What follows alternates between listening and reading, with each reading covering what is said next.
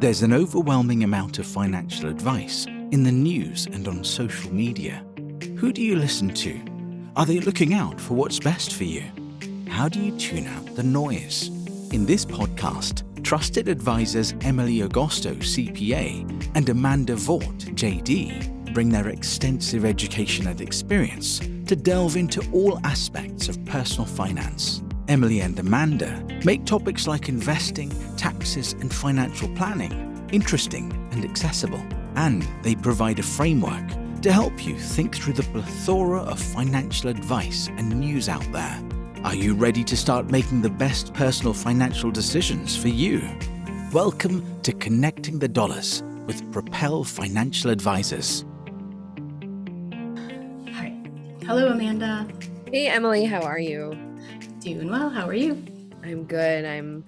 Today we're doing a pet episode, and Emily and I wanted to cover this and cover different ways that financial advisors think about budgeting for owning a pet, or if you're thinking about owning a pet, and we'll cover, basics like food to more complex issues like insurance. Yeah, Go ahead. If you've been watching our episodes lately, you've probably seen different animals in my house. I've been fostering and now we adopted a cat. So this was kind of at the top of mind.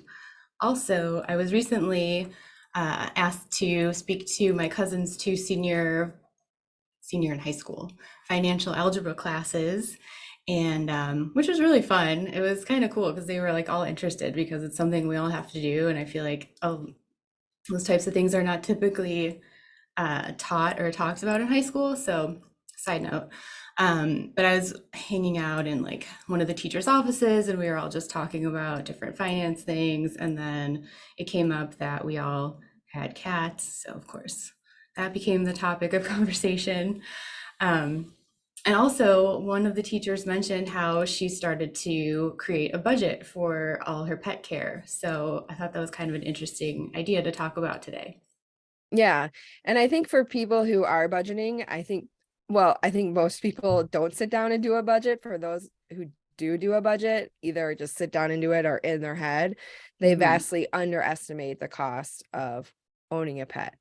Because some people think it's, I just have to get the animal. So there's the initial cost of adoption, or, if you go through like a dog breeder, and then it's food, right? And then there's a lot more to it, right, Emily? Yeah, and it really depends on the type of animal you adopt, how old they are.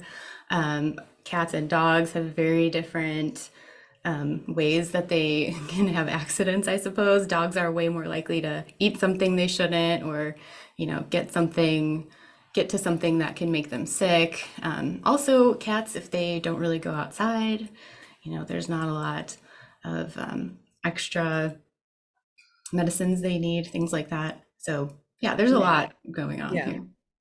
Yeah. So we would say, so before, if you already have an animal or before you decide to adopt the animal, is to get your emergency savings account in order. We would say is the first thing, because if you're either under budgeting for these planned expenses, or pets can have a number of emergencies that happen that can really put a strain on your budget if you don't have that emergency savings in place. Yeah, and that's the same kind of thing we'd say for anyone, like have an emergency fund for yourself and your humans and your family. So you want to do the same thing for any animals you add to your family. Yeah. And I was just looking at averages, and I found this. I can link this in the show notes, but for example, if you have a dog and your dog is hit by a car, the average cost is $5,600 from the veterinarian. Wow. And I don't know about you, but I mean, that can cause a real strain on a lot of families' budgets if all of a sudden you have to shell out $5,000 because your dog was hit. And you may have some recourse, for the driver if you can locate the driver, if the driver is insured, but that is far from a guarantee. And so it's much safer and better for your dog and better for you if you get this emergency savings in place. And research some of these numbers and see like how big these vet bills can be.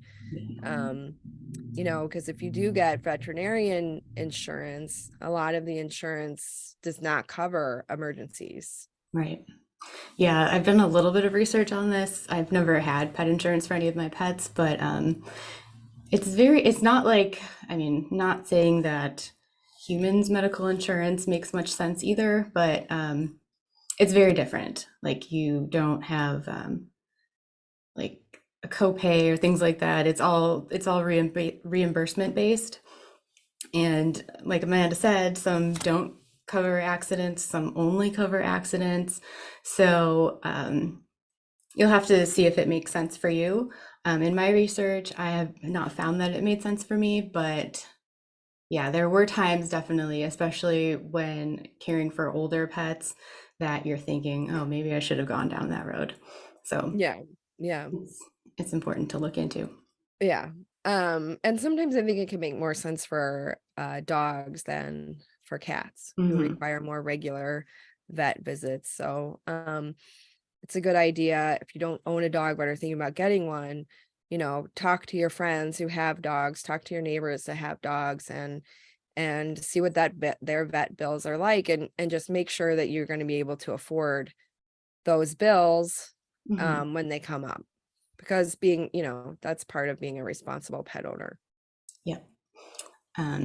Yeah. So also you want to think about, your lifestyle. Like, are you going to be traveling with your pet? Are you going to be traveling a lot without your pet? Because the cost of a pet sitter, the cost of boarding, that's also pretty high. Yes. And also if you do, want to take your dog with you, say on vacation. I don't think people typically take cats, but I think it happens. But if you do want to take your dog with you, make sure, you're budging that in. You're going to have to pay extra to fly. You're going to be restricted on where you can vacation, or maybe you'll have to pay extra to the hotel or wherever you're staying. Yeah, So just keep those things in mind as well. for sure. Um, I also think as far as toys, Yeah. and other playthings, I think people vastly underestimate how much they are going to spend on these fun things for their animals, right, Emily? Oh I my know gosh. you can attest to that. Yeah, it's just so easy. The marketers have figured me out. Like they know what I want to give to my cat and have in my house. Um, I don't have kids. We treat our animals, like they're everything. So yeah, it's really for me though. Like my cat would be happy to sit in a cardboard box and play with some crumpled up old mail. Like they don't Yeah, care that I bought them this like beautiful flamingo with feathers that they can chase around. So, it's yeah, it's an but easy that's like, trap to fall into, but it's fun. yeah, but it's fun, and that's fine to spend money on that. I'm not criticizing it, but Sure. I do think when people make a budget, they tend to focus on the basics, like dog food or cat food or maybe Mhm. a vet visit, like the necessities, but the fun stuff needs to be part of a budget as well. Like, Yeah. I know I want to buy these fun cat toys. It's okay to do it. Just, budget for it, right? Yeah. I know I want to throw my cat a birthday party, so there we Yes. go. I went to a dog birthday party earlier this fall, Oh and my gosh. it was a fun excuse to get together at the dog park, I will Very say. nice. So I like it. yeah. Um What I else? think another a topic to cover is not just pet insurance, but liability insurance. I know this can come up if you're more with dogs, really. Just personally, when my brother was a child, our neighbor's dog got loose from their yard and bit my brother. Um, and then the dog wasn't up to date on its rabies shots, and so then that incurred medical expenses for our family, and then that leads to a liability issue for the dog owner, Mhm. covering medical expenses if your dog bites someone. Most homeowners insurance policies or renters insurance policies will cover dog bites. If you find yourself in this situation, obviously you should take all steps to prevent dog bites from occurring in the first place. Mhm. Um, but sometimes things happen and you want to make sure you're covered. A lot of insurance policies do have limits on the type of dog. So if your dog is considered a dangerous breed, your homeowner's insurance or renter's insurance might not cover that. So you want to take that into consideration when you are deciding what kind of dog to adopt. Yeah. And it's very difficult, like especially if you adopt an animal when it's very young, you don't really know all of its habits or all of what it could possibly need. I mean, I only have had cats in the past, but two cats were from the same litter, and one of them had terrible teeth and needed lots of like dental care, which is very expensive because they have to do the whole rigmarole of putting the cat under and keeping them at the vet for several hours. So that's very expensive. And the other cat did not have any of those teeth issues. And one cat ended up having, kidney problems. The other one had a heart murmur. So, like, not all cats and not all animals are going to have the same issues. Also, some types of breeds require a lot more grooming. And some can just, they just need a bath once a week or something like that. Yeah. Or, you could need training. Right. If you think your dog can train your own dog, but maybe their personality is just not amenable to it, you might need to hire someone to help you train your dog properly, right? Or you might, have lockdowns from a pandemic and decide to adopt a dog while you're home all the time, and then all of a sudden your office calls you back to work, and all of a sudden you need to hire a dog walker to help you take care of your dog while you're back in the office. I know that's been an issue for a lot of people, right? Yeah, or your poor animal like starts to have anxiety because you're not with them all the time. That's, I think, becoming a huge thing that I've been seeing a lot of pets having to take anxiety medication. So there's all these other behavioral issues that can come up. You can't really plan for them. Yeah. And that can also be part of a consideration for your emergency savings. If your dog destroys your couch while you're gone, Right. or my sister's dog developed an anxiety thing, and she would destroy the front door to her home.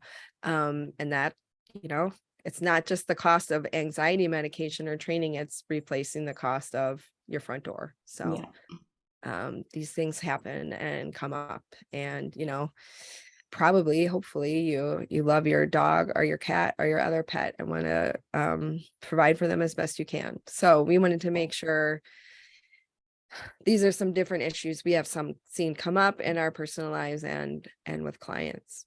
Yeah, and we all love our animals, and we encourage adopting, fostering, all that good stuff if you want to do it. Just think ahead, and it's important to just give it a little more forethought in case.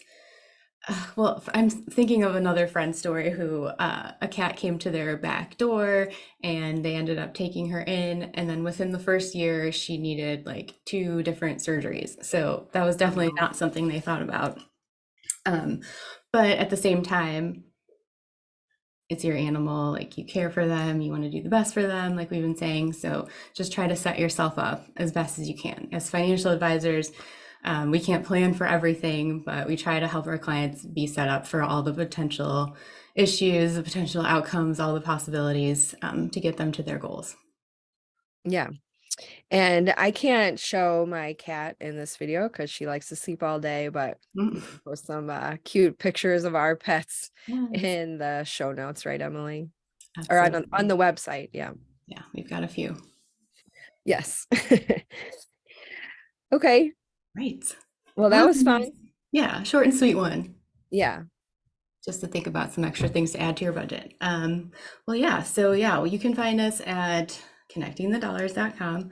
We will have this posted to Apple Podcasts, Google Podcasts, anywhere you listen to your podcasts, as well as having this up on our YouTube channel, which is a new thing we're doing this year.